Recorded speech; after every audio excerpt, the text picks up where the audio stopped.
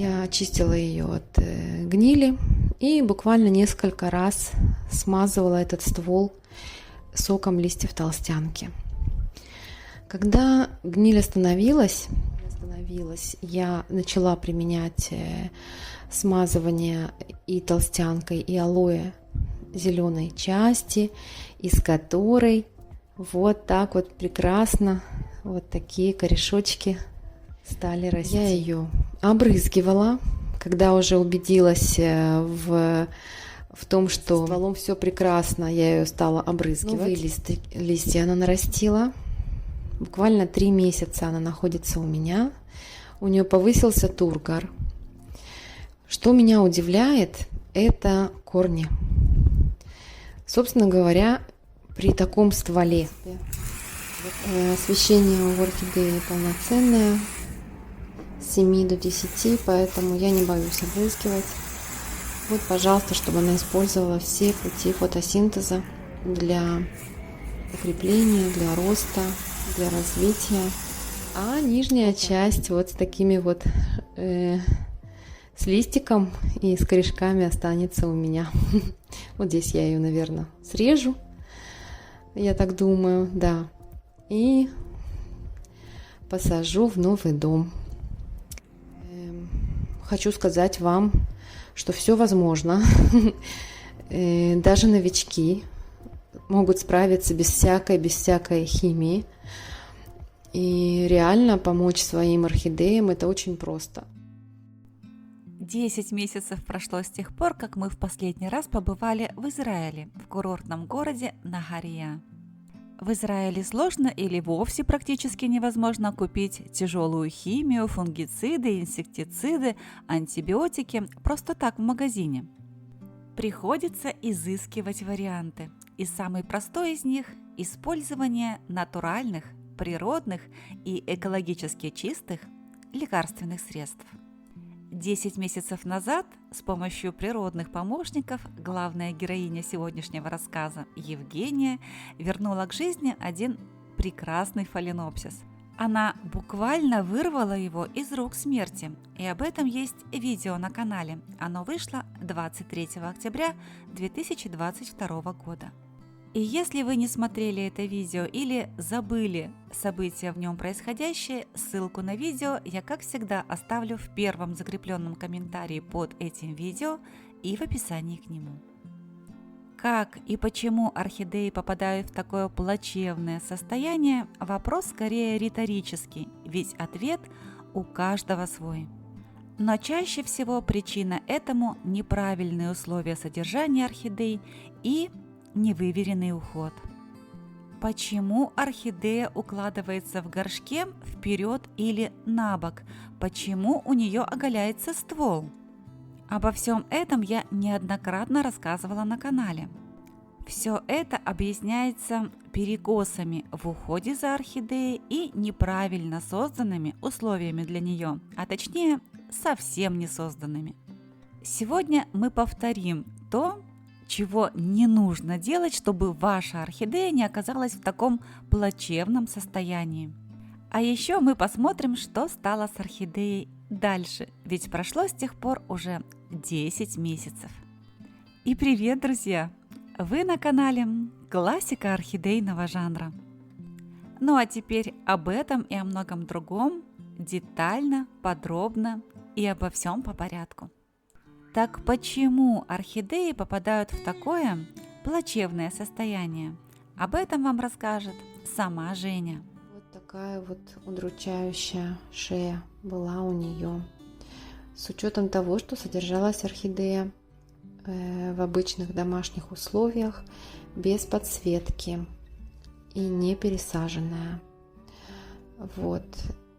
Хозяйка поливала ее не слишком щедро, не переливала, то есть она погружала ее на 1/3, мне кажется, на половину горшка в воду и делала просушки. Ну, в общем, орхидея каким-то образом 1,5 года продержалась и была большая умница. Итак, орхидеи укладываются вперед или на бок в горшке в том случае, когда им катастрофически не хватает солнечного света. Движение высших растений или тропизмы – абсолютно простое биологическое понятие. Движение орхидеи по направлению к свету называется фототропизмом. Не только орхидеи подчиняются этим ботаническим законам, но и все высшие растения. Любое растение будет тянуться по направлению к источнику света. Оголенный безлистный стебель орхидеи при этом будет искривляться. Почему стебель орхидеи оголяется? Почему орхидея становится похожей на пальму? Все потому, что в жизни орхидеи случаются периоды, когда она не может, не в состоянии правильно фотосинтезировать.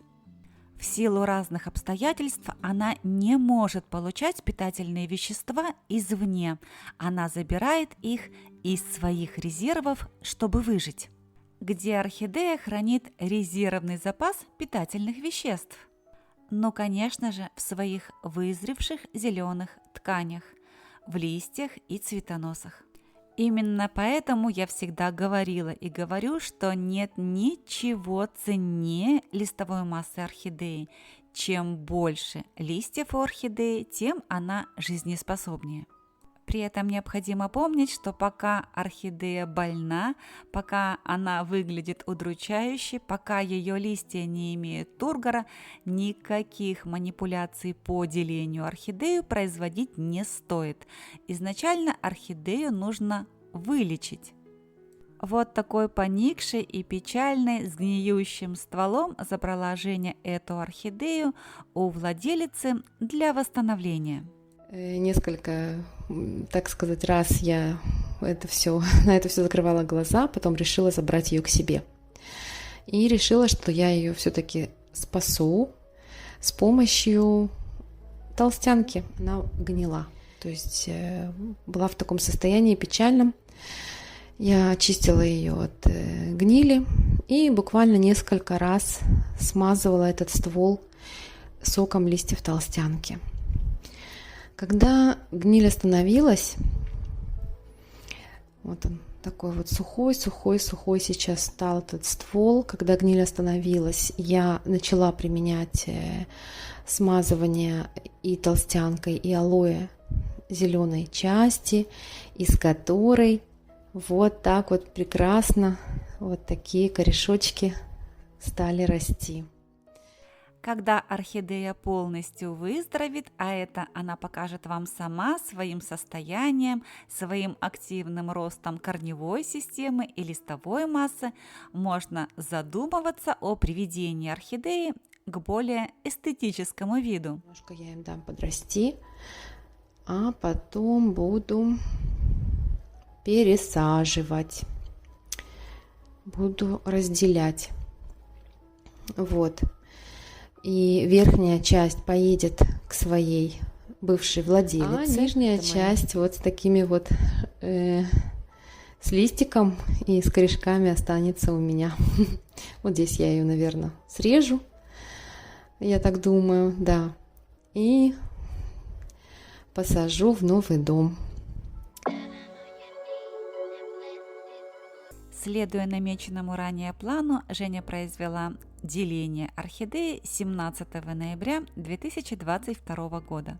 Бытует мнение, что любые манипуляции по пересадке и делению орхидей лучше всего производить весной, в более светлое время года. Так ли это? Это действительно так, но лишь отчасти. Лишь в том случае, если в ваших домашних условиях для орхидей не созданы подобающие условия для развития. Если в ваших квартирных условиях для орхидей не созданы правильные условия для развития, если световой день ваших орхидей составляет меньше 12-14 часов в сутки, если в зимний период орхидеи впадают в период вынужденного физиологического покоя, то в этом случае орхидеи в такой период действительно лучше не пересаживать и не делить. В природных и правильно организованных квартирных условиях фаленопсисы и многие другие орхидеи не впадают в период вынужденного покоя и поэтому способны цвести, развиваться и расти в любое время года. Соответственно, в таких условиях пересаживать и делить орхидеи тоже можно в любое время года. Разрезаем орхидею на две части с помощью обработанного любым спиртосодержащим средством секатора. Если срез ствола орхидеи не внушает никаких подозрений, если он здоров и приятно пахнет, его можно ничем не обрабатывать, а просто подсушить. А можно применить любой порошок из лекарственного сырья, например, порошок природного антибиотика куркумы. 17 ноября я ее разделила, обрезала спокойно основание, срез. Срез был достаточно здоровый внутри, приятно пах, не гнилой внутри, то есть была такая хорошая живая ткань. Вот, но так как она отрастила достаточное количество корешочков и даже были воздушные корни, я ее решила разделить. Вот хочу вам показать пересадку той самой орхидейки на ножке. Сейчас я ее полила, вот в устьях еще булькает водичка. Не полила, а обрызгала. Вот так я ее посадила на фитиль, пролила по краю. Надеюсь, посадка ей придется по вкусу, по нраву. И она будет радовать нас. Тут корешки торчат. И будет радовать нас. Посадила я ее в посадку на фитиль. Для того, чтобы обеспечить ей фитильный полив и предохранить срез от дальнейшего загнивания, чтобы не контактировал он с водой, да, то есть я поместила ее в субстрат, такой не сильно плотный, наполовину дышащий, и, соответственно, обеспечила ей фитильный полив. Мне пришлось разобрать само материнское растение, вытащить его из горшочка, потому что корни от верхней части уже уходили в субстрат, и мне нужно их было освободить и использовать уже в новой посадке без повреждения. Я его пересадила, естественно, основную саму орхидею. Она была посажена в новый субстрат, в небольшой горшочек. Вот. И с одним листиком буквально я его посадила. Вот. И тоже сделала такой воздушный такой субстрат, чтобы он дышащий был и ничего плотно не утрамбовывало. Приподняла ее над поверхностью для того, чтобы избежать дальнейшего, не дай бог, там загнивания чего. Что было дальше с пеньком? Пенек поливался по краю. Корневая система у него была прекрасная. Сам пенек я срез, насколько я помню, ничем не обрабатывала, потому что он был здоровым, и, в принципе, я исключила попадание туда чего-либо, влаги, чего-либо там еще, и поливала какое-то время его по краю. На пне был всего лишь один нижний листочек, в принципе, он до сих пор и сохранился. Вот. И спустя 4 месяца пень уже отрастил детку. Конечно, она расти начала очень быстро, я даже не засекла, когда.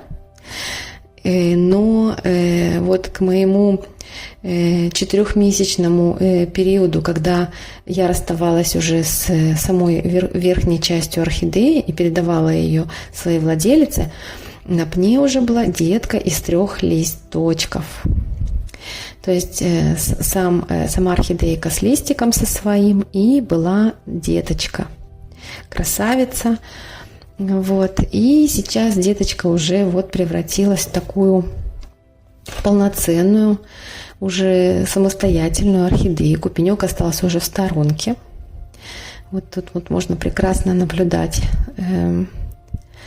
И корешочки великолепно раскукливаются, и новые корни она начала пускать, деточка свои. Вот, сейчас это такое полноценное уже растение. Старый листик самой орхидеи начал постепенно желтеть. У нас стояла, потому что просто сейчас стоит очень сильная жара. Сейчас на детке, сейчас я посчитаю сколько. 1, 2, 3, 4, 5 и 6-й листик лезет. Вот, и есть новые росты корней. То есть детка активно развивается. Конечно же, она обрызгивается у меня вместе со всеми. Никаких ограничений абсолютно. Вот.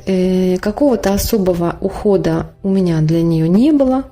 Все, я вот как говорю, все по наитию. Единственное, что я приоткрыла шейную часть повыше, посадила ее для того, чтобы исключить дальнейшее загнивание.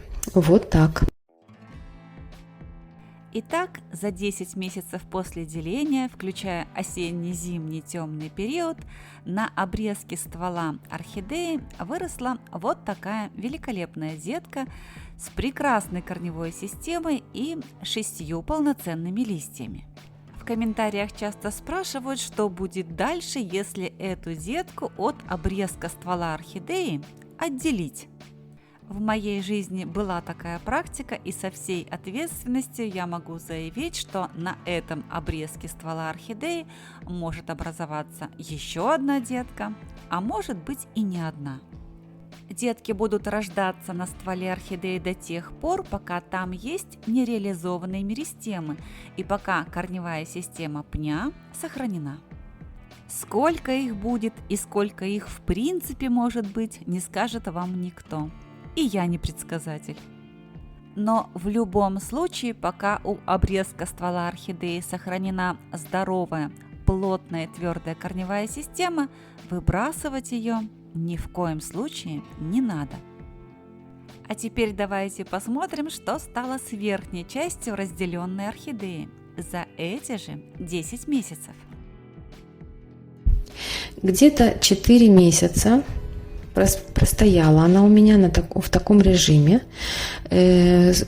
Уход был чисто интуитивным. Спустя какое-то время она у меня также опрыскивалась, также поливалась уже с погружением.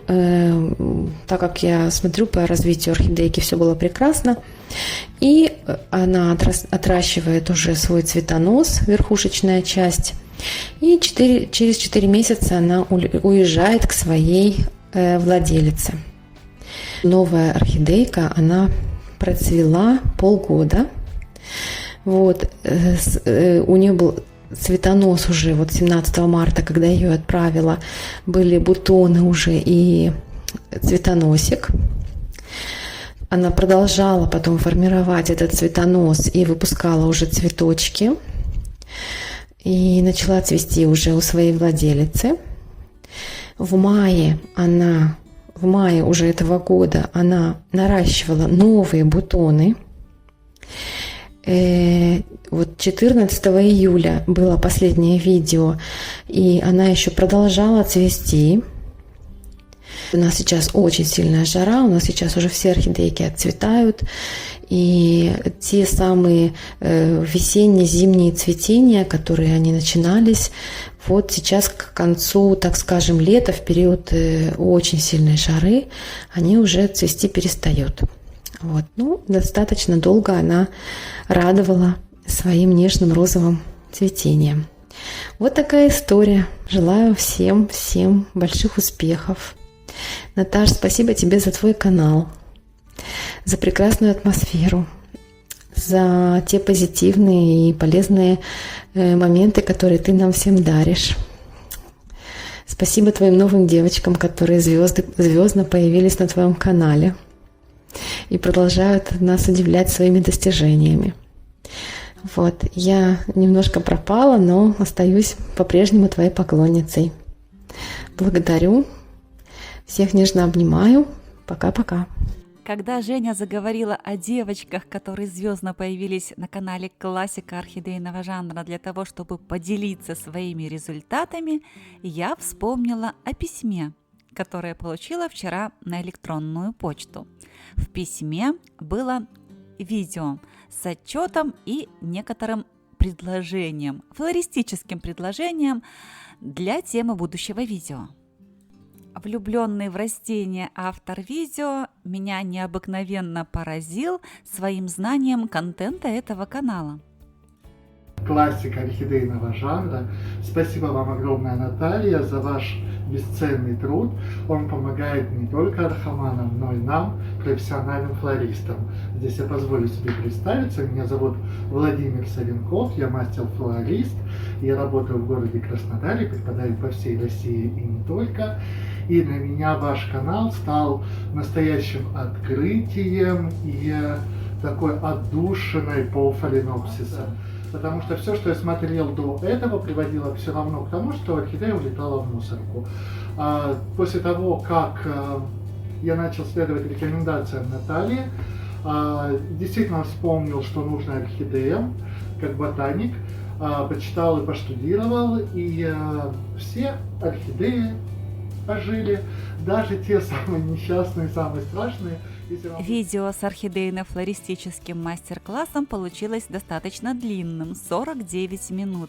И я хотела посоветоваться с вами, мои дорогие друзья, как мы будем или не будем смотреть это видео. В полном объеме, все 49 минут, или мне это видео немного сократить до привычного нам формата, в районе получаса.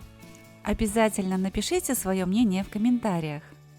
А мне лишь осталось напомнить вам, что сегодня мы побывали в гостях в Израиле, в курортном городе Нагария. И если это видео и результат, полученный в процессе деления орхидеи, вам понравился, не забудьте поставить пальчик вверх под видео, подписаться на канал. Если раньше вы этого не сделали, нажать на колокольчик, чтобы первыми получать уведомления о выходе новых видео. И, конечно же, оставайтесь со мной. Ведь впереди у нас, просто очень много интересного.